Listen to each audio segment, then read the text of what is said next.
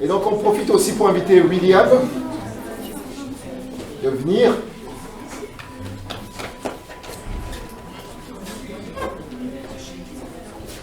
C'est à ta taille ça je pense, le micro. Ouais, ça marche. C'est pas la mienne.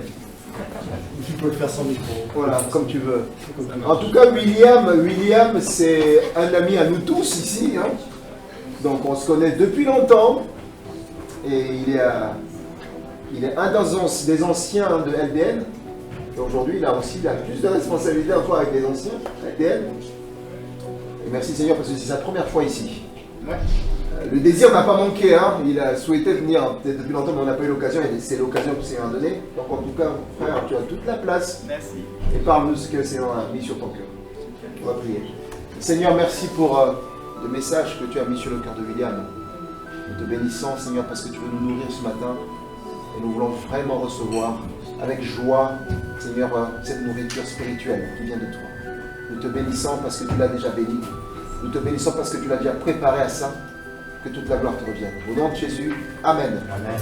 Amen. Merci Maria. Merci. Bon, merci pour votre accueil. Donc, comme Maria a dit, je m'appelle William, je suis un des responsables de l'église à Lyon. On a fêté notre 10e anniversaire la semaine dernière. J'ai pas 10 ans moi, hein, l'église. Je fais jeune, mais. Donc voilà, 10 ans, avant on était sur Paris, et avant ça encore en Angleterre. J'ai un prénom anglophone, mais je ne suis pas du tout anglophone, je suis vraiment français, de parents français qui ne parlent pas du tout anglais en plus.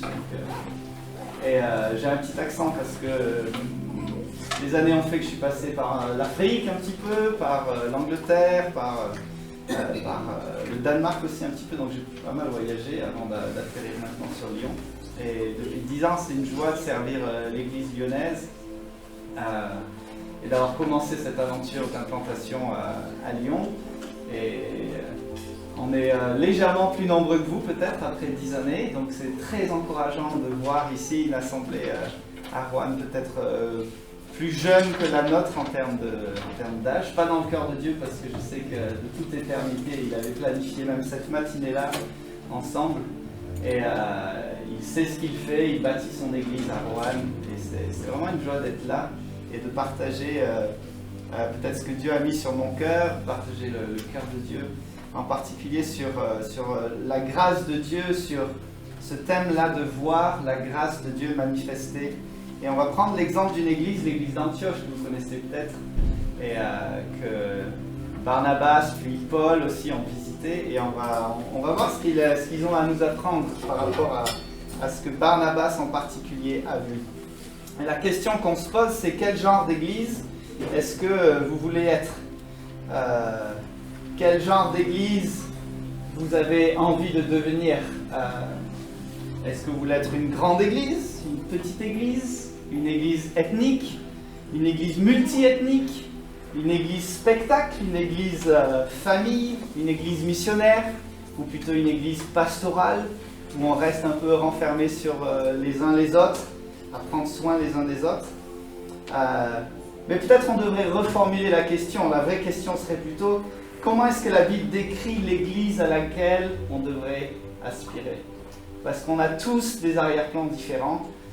Vous comme moi, on a peut-être grandi dans l'église ou pas du tout dans l'église. Peut-être que vous avez des présuppositions, des avis sur ce que l'église devrait être, sur ce à quoi ça devrait ressembler.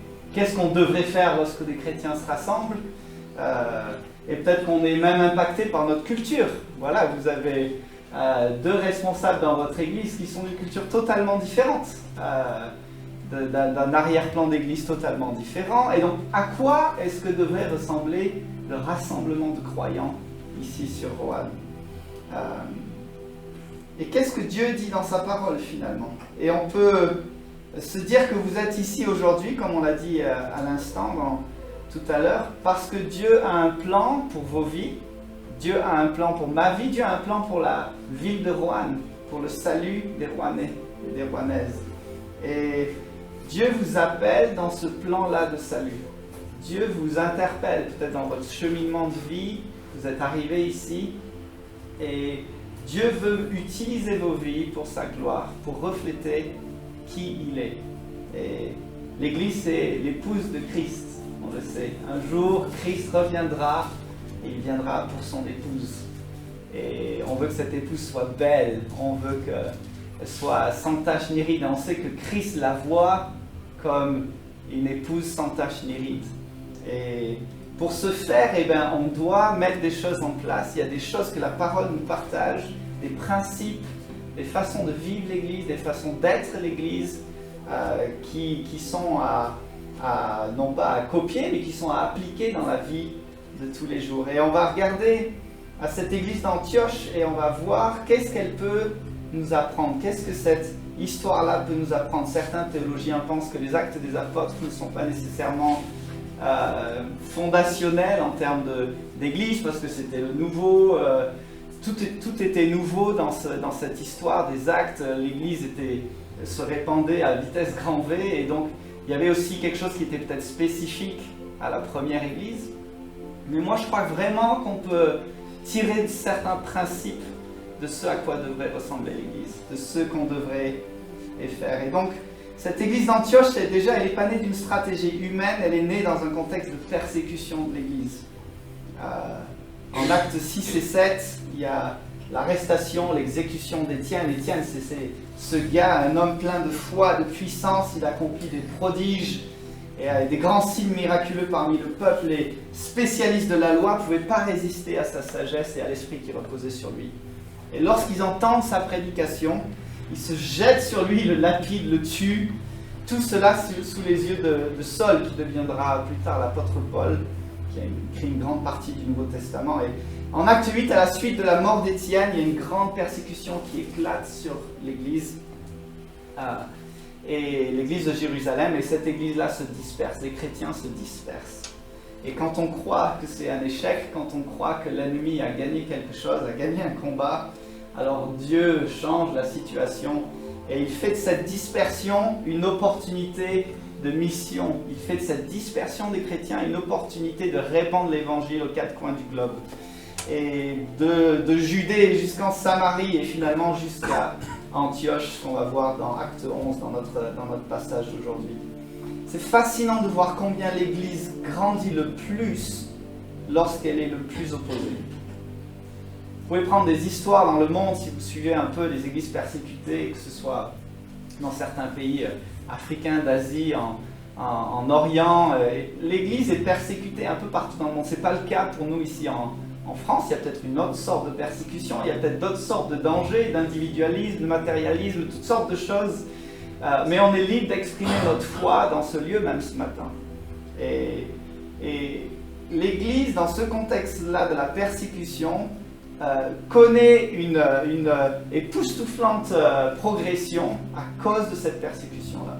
Et donc l'Église grandit le plus lorsqu'elle est le plus opposée. Et moi je me dis que lorsque les hommes sont à bout de force, à bout d'idées, à bout de stratégie, c'est alors que Dieu peut agir comme il le souhaite. C'est alors que Dieu peut enfin prendre les rênes et dire « Ok, tu es allé au bout de toi-même, eh bien laisse-moi maintenant, je vais prendre les rênes, je vais diriger, je vais bâtir mon Église. » Et c'est pas pour rien que les églises persécutées sont celles qui gagnent le plus de terrain pour le royaume de Dieu.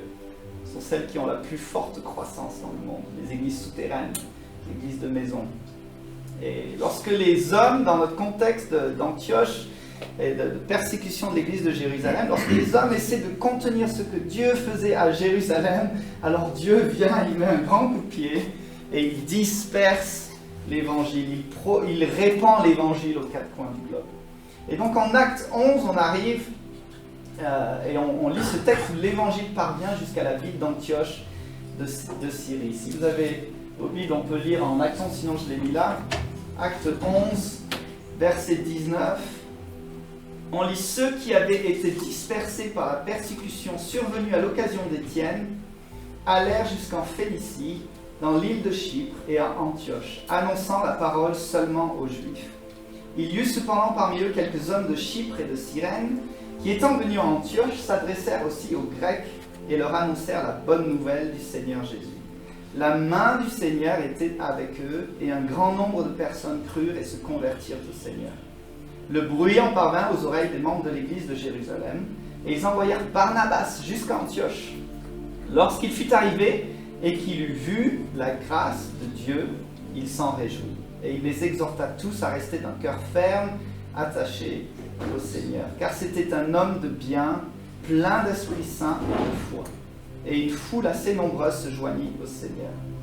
Verset 25. Barnabas se rendit ensuite à Tars pour chercher Saul. Et l'ayant trouvé, il l'amena à Antioche. Et pendant toute une année, ils se réunirent aux assemblées de l'Église. Ils enseignèrent beaucoup de personnes. Ce fut à Antioche que pour la première fois, les disciples furent appelés chrétiens.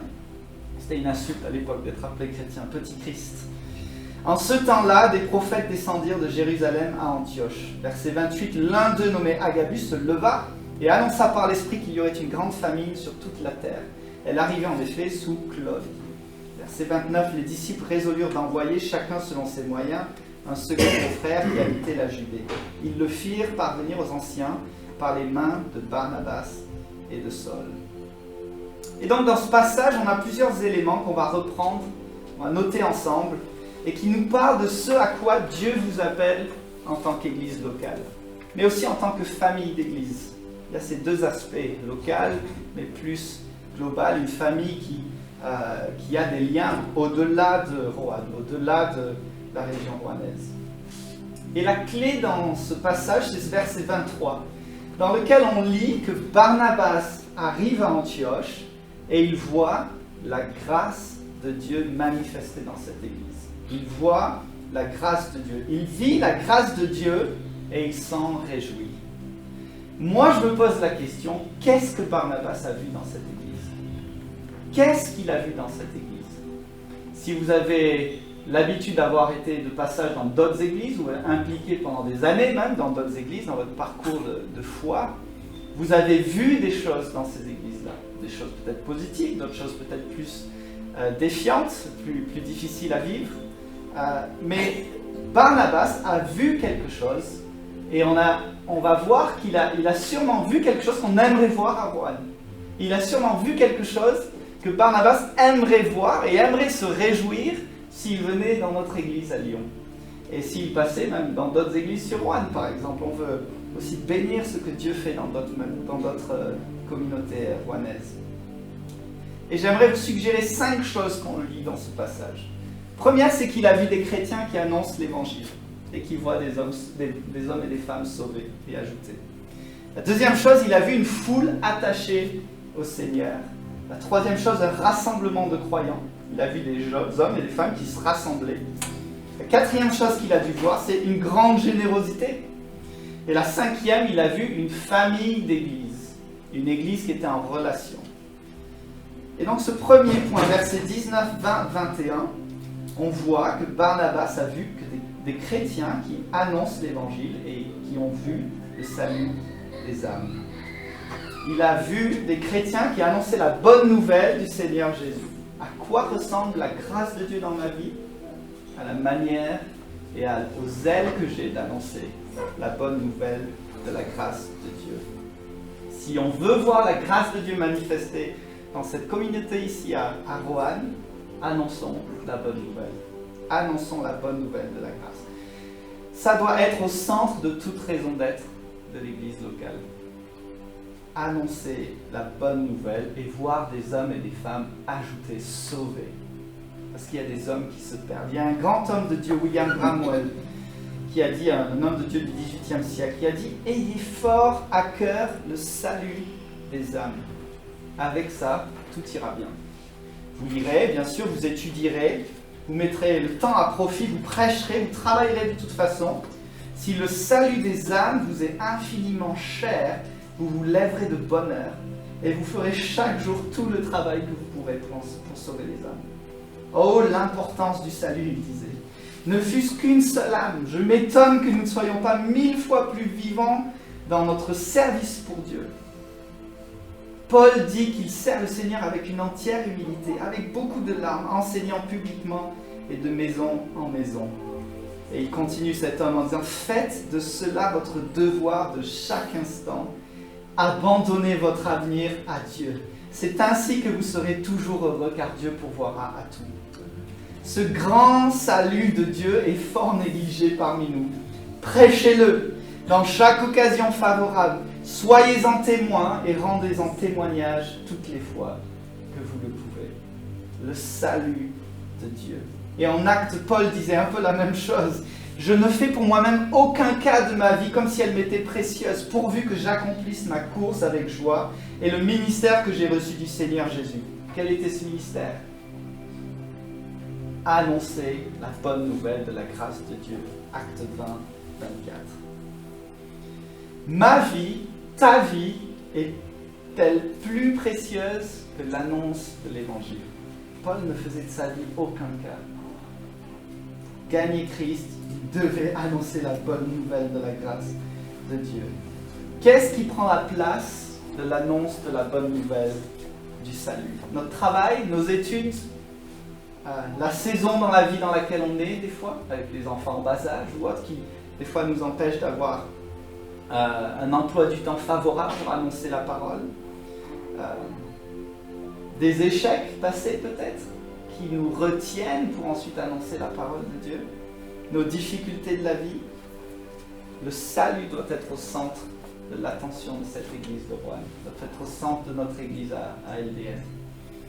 L'annonce du salut de Dieu. Et c'est ce que Barnabas a vu et il s'en est réjoui. Il a vu des hommes et des femmes ajoutés. Il a vu des hommes et des femmes sauvés. Et il a vu des chrétiens qui partageaient la bonne nouvelle de Dieu. Mettez ça au centre et comme disait William Bramwell, tout ira bien. Le reste suivra. Dieu pourvoira au reste. La deuxième chose que Barnabas a vue dans cette église et pour laquelle il s'est réjoui, pour laquelle il a vu la grâce de Dieu, au verset 24, on lit qu'il a vu une foule assez nombreuse qui se joint au Seigneur. Barnabas a vu des gens joints au Seigneur. Ils étaient plus attachés à Christ qu'à leur leader. Ils étaient plus attachés à Christ qu'à toute autre chose sur la terre. Les chrétiens étaient joints au Seigneur. Ça paraît évident et tout bête, mais combien d'églises, combien de communautés sont joints au leadership, sont joints à un pasteur? Qu'est-ce qui se passe le jour où ce pasteur prend sa retraite? Qu'est-ce qui se passe le jour où ce pasteur tombe même dans le péché? Je ne sais pas quelle est votre expérience de l'Église, encore une fois, mais qu'est-ce qui se passe lorsque ce pasteur abuse de son autorité? Les hommes et les femmes que Barnabas a vus dans cette Église étaient attachés au Seigneur. Avec ça, tout ira bien. Il a vu des hommes et des femmes qui mettaient Christ au centre de leurs attentions. La fondation doit être Christ. Et Paul, dans ses écrits, il reprendra l'église de Corinthe lorsque certains chrétiens se disaient être rattachés plus à Paul ou Apollos, par exemple. Il les reprend et il leur rappelle qui doit être la fondation de leur foi. Vous essayez de vous attacher à moi, mais non, attachez-vous à Christ. Attachez-vous au Seigneur Jésus. Barnabas a vu ça dans cette église. Paul écrit aux Corinthiens, personne ne peut poser un autre fondement que celui qui a été posé, à savoir Jésus-Christ. Personne ne peut et personne ne devrait même essayer. Barnabas a vu des gens plus attachés à Christ qu'à leur leader. Entendez-moi bien, on doit aimer nos leaders, prier pour eux, les entourer, les aimer, les soutenir, parce que leur tâche est grande de diriger l'Église. Mais attachez-vous. Les gens passeront, les leaders passeront, un jour prendront leur retraite, passeront le relais. Peut-être Dieu les appellera à implanter une autre église ailleurs, à déménager. À quoi êtes-vous attachés? Êtes-vous attachés à Christ? Êtes-vous attachés à Christ? Est-ce que vos leaders vous enseignent à être attachés à Christ? Oui, moi je crois que oui. Attachons-nous au Seigneur, premièrement. La troisième chose que Barnabas a vue dans cette église d'Antioche, il a vu un rassemblement de croyants, verset 26. Au point que les gens les appelaient des chrétiens, les petits Christ, un peu comme une insulte d'ailleurs. Barnabas a vu la grâce de Dieu dans le fait que ces hommes, ces femmes, ces enfants de l'église d'Antioche se réunissaient pour écouter la parole de Dieu et pour adorer. Il a vu un groupe de personnes qui aimaient être ensemble, qui aimaient se retrouver aux assemblées de l'église. Il y avait des juifs, il y avait des non-juifs, il y avait des grecs de toutes les nations, il y avait de tout arrière-plan culturel. Antioche, c'était une ville, il faut comprendre, divisée. Il y avait plus de 18 tribus différentes. Mais cette église-là manifestait la grâce de Dieu dans la manière dont ils venaient ensemble, comme un seul corps, pour adorer Dieu, écouter sa parole. Ils aimaient se retrouver. Est-ce que vous aimez le rassemblement de croyants? Est-ce que vous aimez l'église locale? Est-ce que vous aimez vous retrouver pour adorer Dieu, vous encourager les uns les autres? Ce n'est pas un discours très populaire, mais soyez présents, soyez là, soyez disponibles pour Dieu. Soyez disponibles pour Dieu. Vous voulez faire des grandes choses dans cette ville de Roanne, vous avez des grands rêves, vous avez un bâtiment extraordinaire que Dieu vous a donné. Soyez là, soyez encourageants, soyez présents, parce que lorsqu'on est présent et qu'on se rend disponible pour Dieu, alors lui déverse sa bénédiction et il déverse sa présence sur nous. Et Barnabas a vu quelque chose en Antioche, une fidélité dans le rassemblement de l'église locale.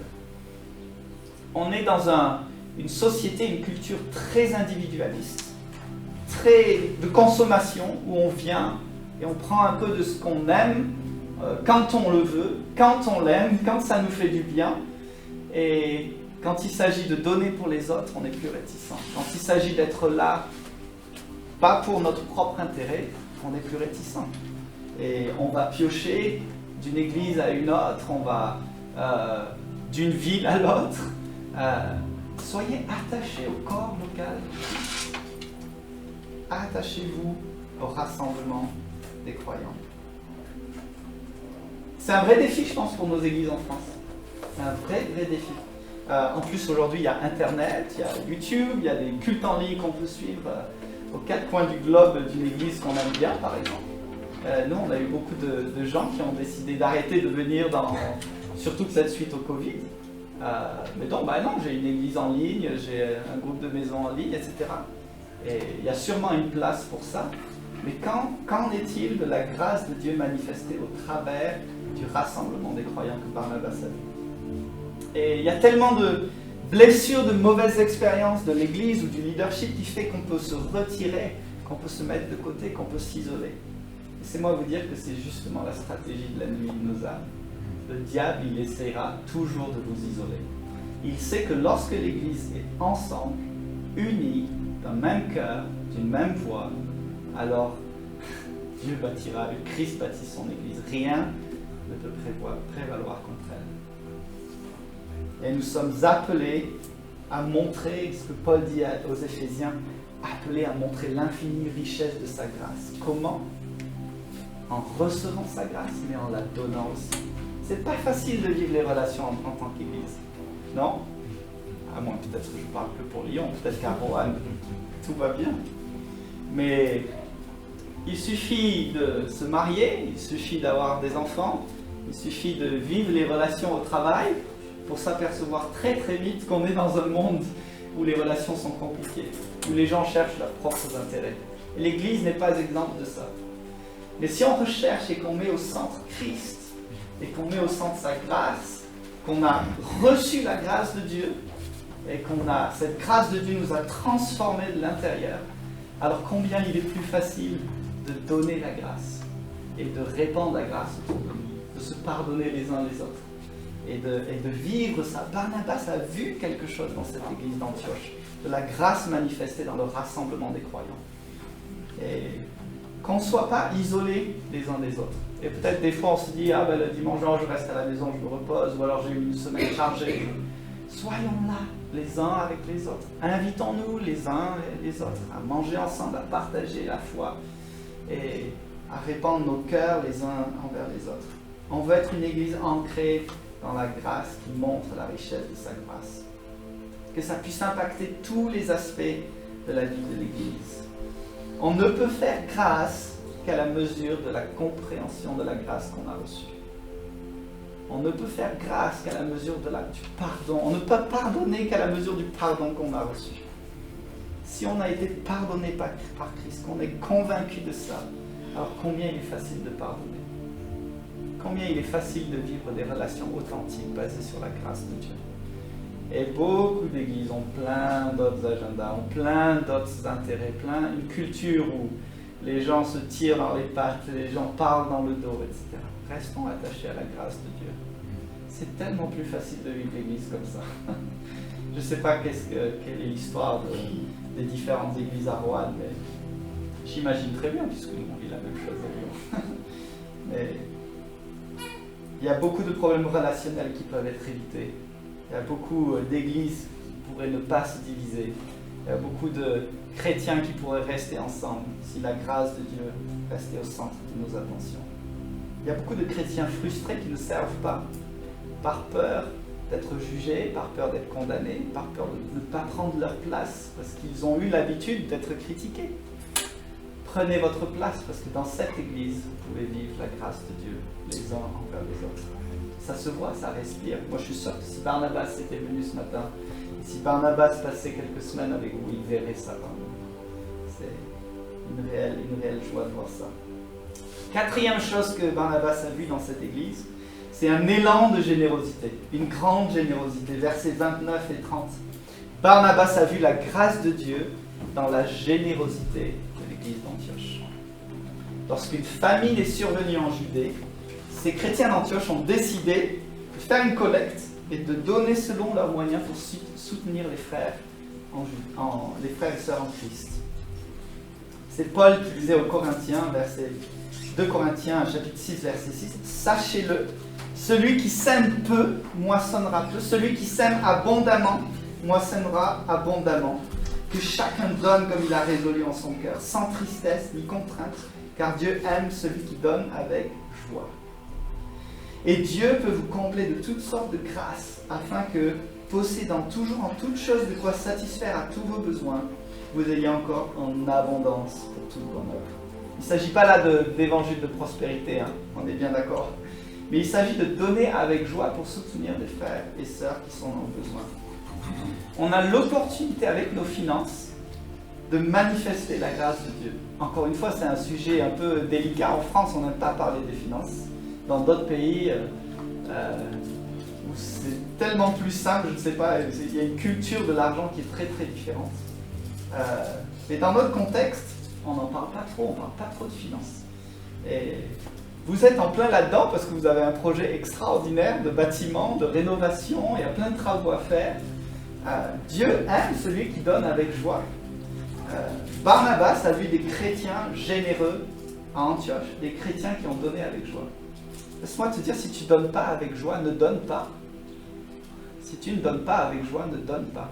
Ça m'est déjà arrivé, une saison de ma vie où j'étais pas en paix, il y avait quelque chose qui me chagreinait, et du coup je ne donnais pas.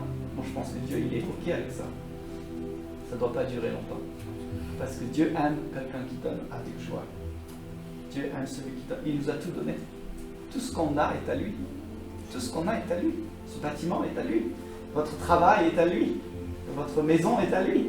Vos enfants sont à lui. Votre époux et épouse sont à lui.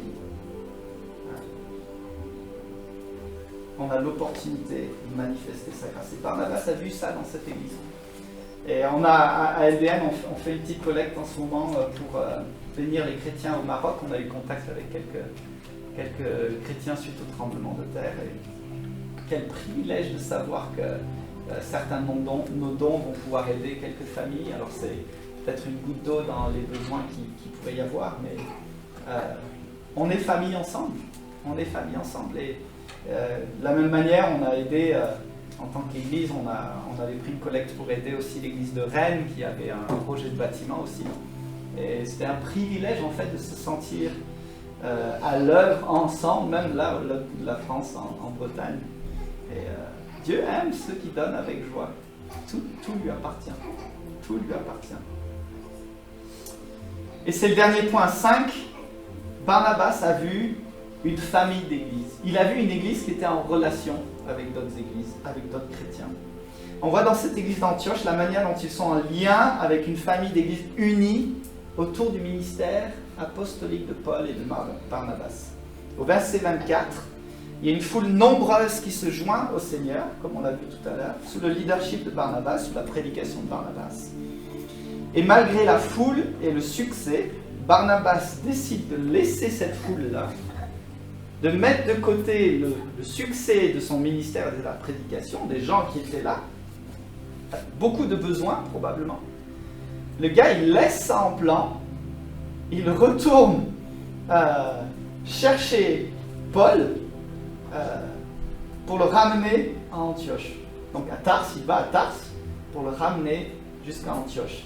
Il a conscience du besoin apostolique dans cette église locale. Il a conscience que son ministère à lui va atteindre un plafond et que cette église a besoin de fondations solides si elle doit répondre à tous les besoins qui sont là. Tous les besoins pastoraux, tous les besoins de croissance, les soucis de croissance, etc. Et c'est défiant, et ça me fait penser un petit peu à Jésus aussi, qui a laissé une foule nombreuse dans le besoin, alors qu'il était en train de les guérir, etc. Il aurait pu leur apporter tellement de bien, mais il décide de laisser ça pour aller auprès de son Père et passer du temps dans la prière. Dieu sait de quoi nous avons besoin. Et des fois, on peut être tellement occupé par le ministère, on peut être tellement occupé par le service, on peut être tellement débordé par il faut absolument faire ceci, j'ai pas le temps, il faut absolument faire ça. Et, en fait, Barnabas avait conscience du besoin long terme de cette église d'Antioche. Et donc, il laisse les chrétiens de côté. Donc, combien de temps il est parti? Probablement plusieurs jours, peut-être quelques semaines même. Dans les temps là, il devait voyager de manière bien plus lente qu'aujourd'hui. On a mis 1 heure pour venir de Lyon. Pour lui, ça devait prendre bien plus longtemps. Prends Paul, cette église a besoin de toi. Viens avec ton ministère apostolique, renforcer les fondations de cette église. Et moi, j'aimerais honorer Paul et Marianne, par exemple, qui ont invité George et Jill T pendant des mois et des mois à venir ici pour poser des fondations solides. Et donc, on est une famille d'églises ensemble en mission avec New Grounds. Et on veut honorer le ministère apostolique parce qu'il est essentiel à la vie de l'église locale.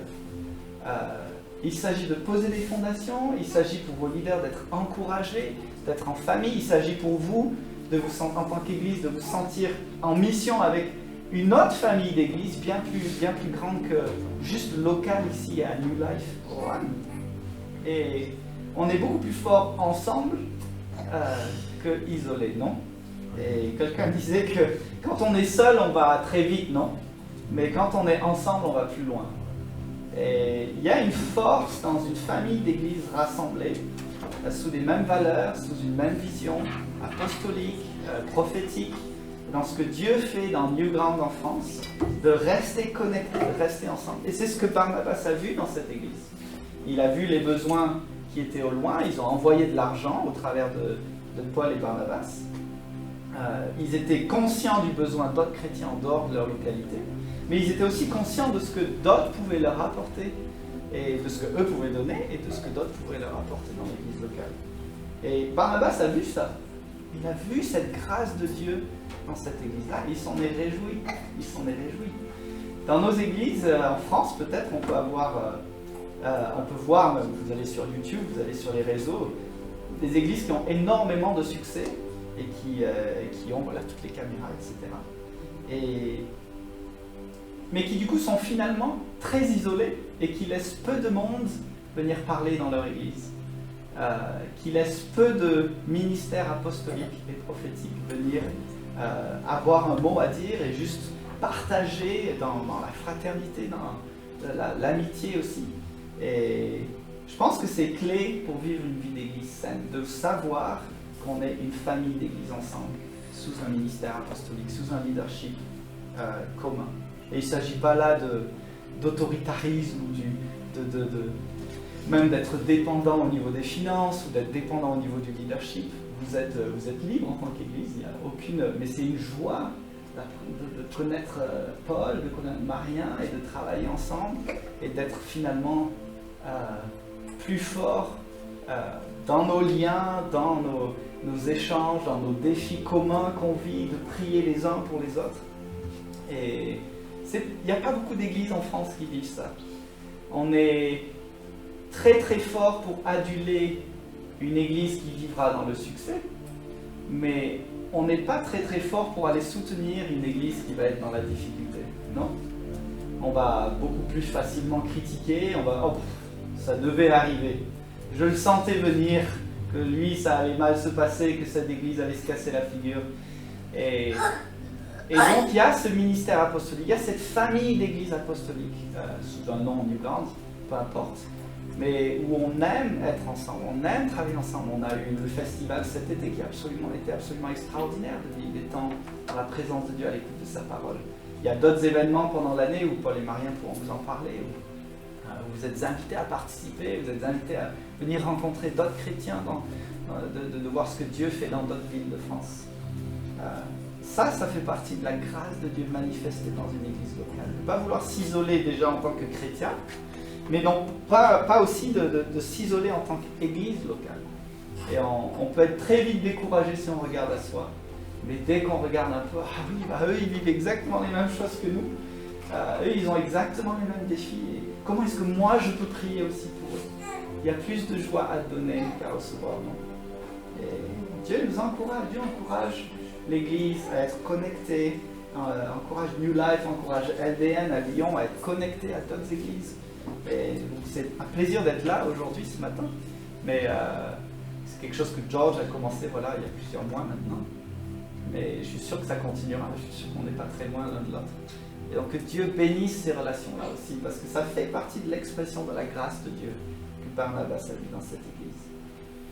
Et donc, pour finir, il y a cet appel de Dieu à manifester la grâce de Dieu dans nos vies, dans la vie de l'Église, au travers de ces 5 choses, tout simple, en annonçant la bonne nouvelle du salut, en voyant des gens sauvés, en étant une Église attachée à Christ, en nous rassemblant avec l'Église locale, de ne pas négliger le rassemblement de l'Église, en exerçant la générosité, et cinquièmement, en étant une famille d'Église connectée qui répond aux besoins les uns des autres. Et pour terminer, peut-être il me semble que Dieu veut juste appuyer ce côté-là, le défi de vivre la grâce de Dieu dans le rassemblement des croyants, dans les relations, dans le passé, dans les blessures, dans les choses que vous avez connues peut-être par le passé, que vous avez entendues peut-être même ailleurs, et qui peut-être aujourd'hui vont vous empêcher d'entrer pleinement dans cette famille-là, et vont vous tenir à distance. Et je pense que l'ennemi, il fait une œuvre dans nos cœurs, à laquelle on peut facilement succomber, de s'isoler, de se dire ah ben non, je ne suis pas utile, ou alors j'ai pas ma place, et pourtant on a chanté dans sa maison j'ai trouvé ma place. Alors il s'agit du salut bien sûr, dans la maison de Dieu, mais il s'agit aussi d'une famille locale de l'Église, l'expression locale du corps de Christ. Est-ce que vous avez trouvé votre place ici? Moi je suis conscient que vous êtes famille. Vous êtes encore un petit nombre, pareil pour nous à Lyon, on est encore un petit nombre, donc ça reste facile d'être famille, mais il y a des choses souvent qui peuvent nous retenir. Peut-être que vous avez grandi dans une culture d'église très différente, peut-être plus traditionnelle, une culture d'église beaucoup plus légaliste, je ne sais pas, mais Dieu veut guérir ça ce matin pour que vous soyez pleinement famille ensemble. Vous ne pouvez pardonner, vous ne pouvez faire grâce qu'à la mesure de la grâce que vous avez eu conscience de recevoir de Dieu. Et on va juste peut-être terminer en priant pour s'attacher à la grâce de Dieu, s'attacher au pardon de Dieu. On a soif de voir à Rouen une communauté de croyants non divisés, une communauté de croyants qui s'aiment, une communauté de croyants qui sont église ensemble, une communauté de croyants qui atteignent cette ville de Roanne ensemble. Et Dieu veut vous faire la grâce de vivre ces choses-là. Et que peut-être nos blessures du passé soient guéries dans le nom de Jésus. Et c'est l'expérience avec le Saint-Esprit qui peut nous aider à vivre ces choses-là. C'est le Saint-Esprit qui vient penser nos cœurs, penser nos blessures, penser notre peut-être mauvaise vision du leadership aussi. On dit souvent, voilà, l'église de Lyon, voilà, c'est l'église de William, ou l'église de Roanne, c'est l'église de Marien et de Paul. Qu'est-ce que ça veut dire, ça, bibliquement parlant? L'église de tel autre quartier de Roanne, c'est l'église de un tel. Est-ce que c'est l'église de Christ, ou est-ce que c'est l'église de l'Intel. Et Dieu veut transformer notre vision, notre révélation de l'église locale, de ce corps de Christ ensemble. Et comme si Dieu voulait vous dire, n'ayez pas peur de vous impliquer ici. N'ayez pas peur de vous impliquer dans cette famille parce qu'elle est bienveillante, parce qu'elle est pleine de grâce. Paul et Marianne et leurs épouses et leurs familles sont pleines de grâce envers vous. Parce qu'il y a cette grâce qu'ils ont connue et qu'ils peuvent vous communiquer, donner et aussi partager dans cette ville de Rouen.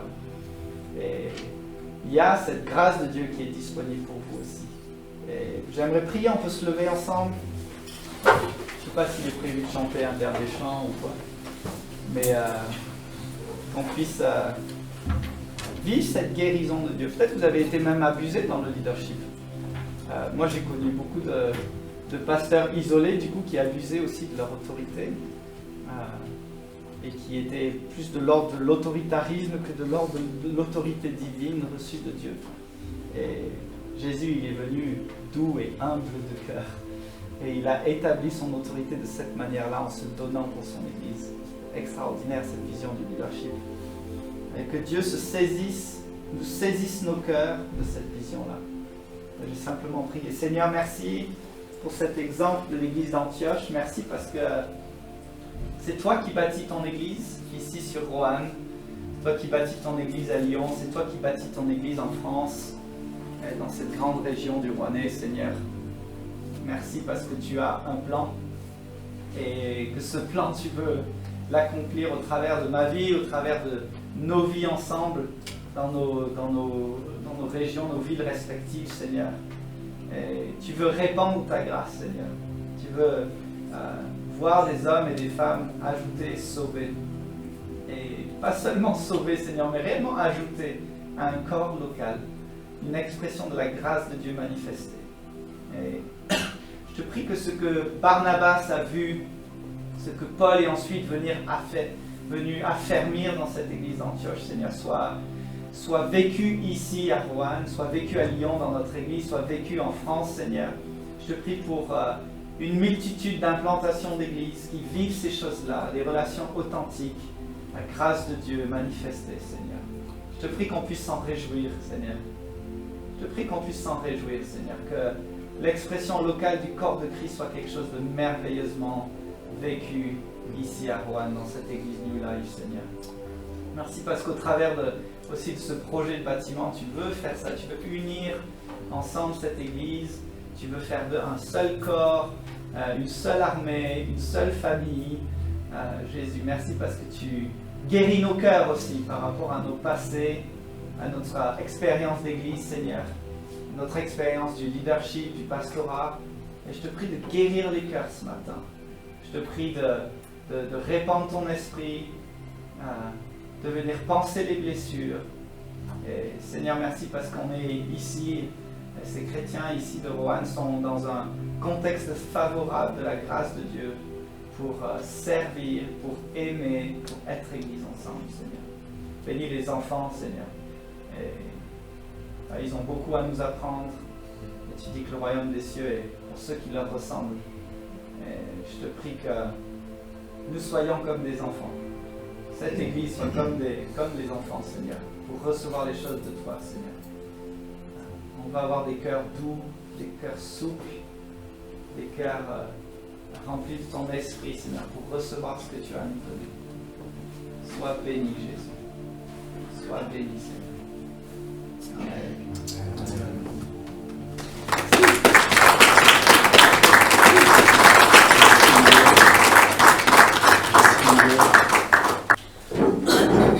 On va chanter, après j'inviterai William, Fabien, Marie est là ou pas? Marie et Audrey, vous pouvez venir, l'église va prier aussi pour vous, parce qu'à Lyon aussi il y a des défis, hein, il y a des défis, le bâtiment, il y a beaucoup de choses. Et on va prier pour que la grâce de Dieu puisse aussi être sur votre partage. On va chanter ce chant, vous pouvez déjà venir.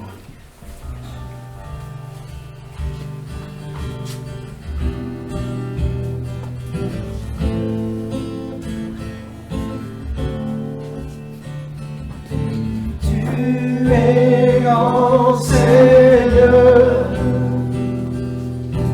tu es grand. Seigneur. Tu es grand Seigneur. Tu es grand Seigneur. Magnifique, digne de louange. Tu es grand Seigneur. Magnifique, digne de louange. Tu es grand Seigneur. Tu es grand Seigneur. Tu es grand Seigneur. Tu es grand Seigneur. Tu es grand Seigneur. Magnifique, digne de louange. Tu es grand Seigneur. Magnifique, digne de louange. Tu es grand Seigneur. Tu es grand.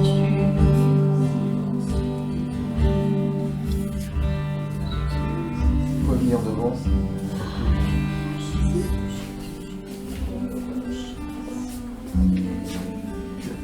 La Bible dit qu'ils sont beaux, le pied de ceux qui annoncent l'évangile. Et merci Seigneur parce qu'on a été bénis par William ce matin, mais on a été bénis par l'église aussi, LDN. Sachant qu'ils ont le culte cet après-midi, donc c'est quand même un bout de sacrifice de venir le matin et de repartir pour le culte d'après-midi. Et ça démontre effectivement que oui, on est une famille. Quand on est une famille, on compte pas ses heures pour ses frères, pour ses sœurs. Donc on veut vraiment prier pour eux, pour que Dieu puisse vraiment les bénir, les encourager dans l'appel qu'ils ont sur leur vie et au travers de leur vie, prier aussi pour l'église LDN qui est lumière des nations. Nous voulons vraiment que la notion de lumière des nations prenne vraiment couleur à Lyon, que la LDN devienne vraiment une lumière à Lyon pour que les nations puissent voir que, ben, tiens, il y a une lumière qui brille à Lyon. Si on peut prier déjà pour ça.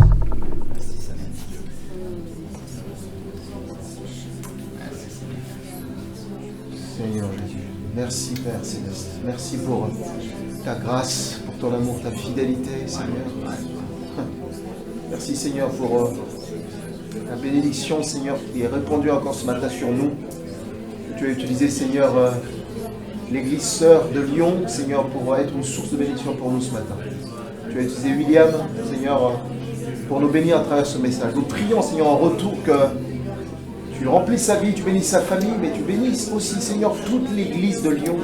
Bénis Audrey, bénis Fabien, qui ont été, Seigneur, des compagnons de ce matin, qui ont accompagné William et Marie, Seigneur, dans cette mission à Rouen. Père, je prie que, Seigneur, tu leur rendes au centuple.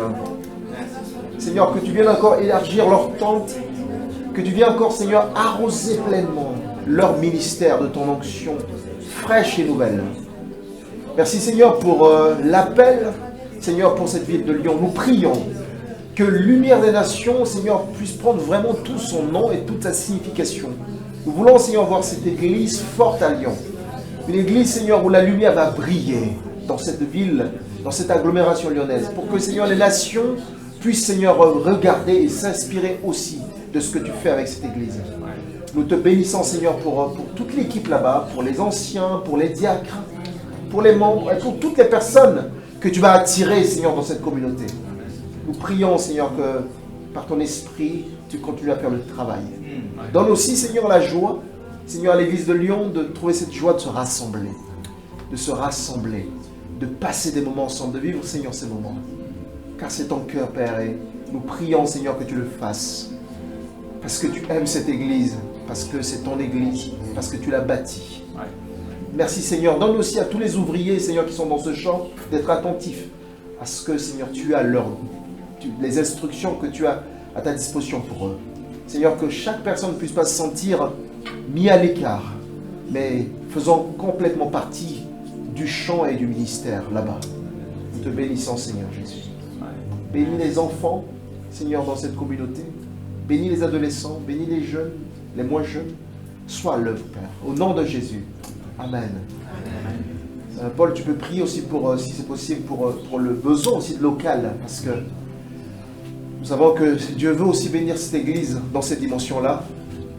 Si Dieu a fait pour nous ici à Rouen, je pense qu'il peut faire aussi encore davantage à Lyon. Et nous le croyons. Si Paul, tu peux élever la voix par rapport à ça. Oui, Seigneur, merci Seigneur pour la salle que tu as déjà prévue pour eux, Seigneur. Merci Seigneur que tu vas ouvrir les portes pour qu'ils le trouvent. Amen. Seigneur, que tu as déjà tout prévu en avance pour eux, Seigneur. Et nous savons que tu as une belle bâtiment qui est là pour eux, Seigneur. Seigneur, que tu les aides à trouver cette bâtiment. Merci Seigneur que tu vas amener aussi de la finance qu'il faut. Et ça soit vraiment dans un endroit où il peut toucher les nations. Seigneur, qu'il soit une lumière pour tous ceux qui habitent autour, Seigneur. Et qu'ils soient vraiment implantés. En ce moment, ils bougent beaucoup et donc ils ne sont pas vraiment fixés. Et Seigneur, que ce soit plutôt fixé, des choses soient fixées et qu'ils puissent toucher vraiment l'endroit où ils sont implantés. Seigneur, que tu implantes les racines dans ce quartier qu'ils vont trouver, Seigneur. Merci Seigneur. Merci Seigneur. Simona, est-ce que tu peux prier pour les femmes à LDN, toutes les femmes, les sœurs qui sont là-bas, pour que le Seigneur puisse vraiment les équiper pour accompagner aussi l'œuvre là-bas. Tu peux prier pour ça. Oui, je vais prier. J'ai aussi un verset qui me vient à cœur aussi par rapport à la prédication que William vient d'apporter. C'est en Ésaïe 55:11. Il dit de la même façon, la parole qui sort de ma bouche ne revient pas vers moi sans résultat. Elle réalise ce que je veux. Elle accomplit la mission que je lui ai confiée. Et je voulais vraiment bénir William pour cette parole de ce matin, parce que cette parole vient de la bouche de Dieu. Et cette parole, Dieu veut que cette parole s'accomplisse aussi bien que c'est notre ADN, aussi bien ici sur Rouen que sur Lumière des Nations, que sur New Ground en France, que les églises qui confessent et qui proclament la parole de Dieu croient qu'elle accomplit cette mission qui lui a été confiée. Et Seigneur, je veux vraiment remercier William pour cette parole ce matin. Et nous savons, Seigneur, que Seigneur, cette parole ne reviendra pas, Seigneur, sans avoir un fruit, Seigneur. Je te bénis, Seigneur, pour ce fruit en abondance que tu as pour nos églises, Seigneur. Je te bénis, Seigneur, pour les projets, Seigneur, d'abondance que tu as aussi pour nos églises, Seigneur, parce que tu veux, Seigneur, que nous puissions propager, Seigneur, ta parole partout, Seigneur, dans le monde. Tu veux vraiment que ton église soit vraiment celle qui distribue, Seigneur, cette parole qui ne va pas revenir sans effet. Et je te prie, Seigneur, pour cette église aussi, de Lumière des Nations, pour toutes les personnes, inclus les femmes aussi, qui sont là, Seigneur, pour ouvrir leur bouche, Seigneur, pour vraiment encourager les autres femmes, les autres mamans, les autres jeunes filles, Seigneur, qui doivent aussi percer dans la vie, Seigneur, qu'elles réussissent cette vie avec excellence, parce que tu es notre Dieu d'excellence, parce que tu es notre consolateur, parce que tu es celui qui nous enseigne, et Seigneur, tu es celui, Seigneur, que nous cherchons. Et tu dis, Seigneur, aussi dans ta parole, Seigneur, que tu es le rémunérateur de ceux qui te cherchent. Et Seigneur, et nous savons, Seigneur, que ceux et celles qui te cherchent sur Lyon, sur Lumière des Nations, ne reviendront pas, Seigneur, sans avoir été bénis, sans porter aussi le fruit que tu veux que lui et eux ou elles portent. Je te bénis, Seigneur, pour ce matin, pour cette parole, Seigneur, que tu nous as donnée ce matin. Et nous croyons, Seigneur, qu'elle ne retournera pas sans avoir accompli sa mission. Merci, Seigneur. Gloire à toi, Jésus. Amen. Amen. Ephraim, est-ce que tu peux prier pour les jeunes LDN? Merci, Seigneur, pour cette communauté. Le Seigneur disait que la moisson est abondante, mais les ouvriers pour nous. Je prie ce matin, Seigneur, que ces jeunes soient et que le Seigneur rallume cette flamme sur les jeunes de Lyon, afin qu'ils soient porteurs de lumière partout, parce que j'ai envie de dire, la ville est grande. Et il faut que ces jeunes éclairent cette ville. Oui, en montrant cet exemple de l'approche. Oui, Seigneur, je prie vraiment que cette flamme s'agrandisse, Seigneur, afin que les jeunes soient encore plus zélés pour toi, pour autre chose, Seigneur. Oui, Seigneur, qu'ils puissent impacter cette jeunesse de Lyon, cette ville de Lyon, en restant accrochés à leur leader. Merci, Seigneur, pour cette grâce pour l'église de Lyon. Merci pour tout ce que tu as déjà accompli et ce que tu as prévu d'accomplir. Parce que tu vas l'accomplir. Car c'est toi-même qui déclares que ta parole ne revient pas à toi sans avoir accompli. Merci Seigneur pour cette parole. Alléluia. Amen.